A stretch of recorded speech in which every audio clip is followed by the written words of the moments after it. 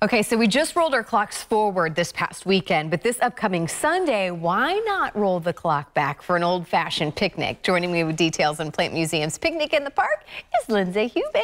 Good morning. Good morning. Welcome back. Oh, thanks for having me. I love the idea of this event. And I mean, we're not just talking about going back in time a couple decades. We're talking about going back a century. Oh, yeah, this is 130 years, so we're going back to the 1890s with Picnic in the Park. So, and really, you guys do such a good job when you're there on campus. It makes you feel like you were in that time period. Well, good. That's what we try to do. So explain how the event works, what's available for families. So at Picnic in the Park, we have so much going on. We have community partners, so you can do art activities. We have a vintage typewriter bar that is so cool. Wait, a typewriter bar? Yes. Okay. Yes. An organization called the Paper Seahorse brings 5 or 6 different typewriters that are all old typewriters, and we let you type on vintage Tampa Bay Hotel stationery.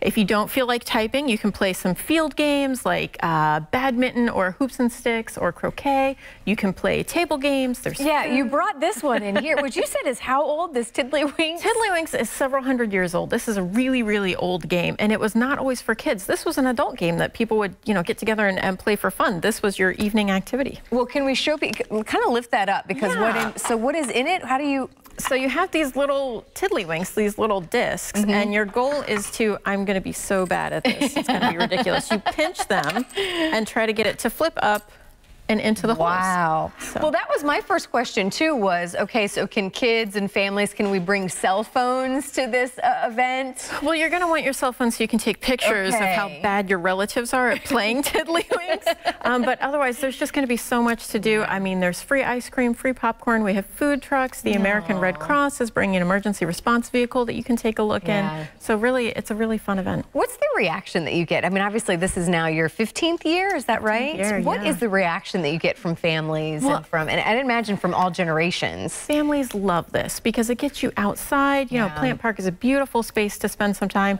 It's $1 a day in the museum, so then you go inside when you get hot.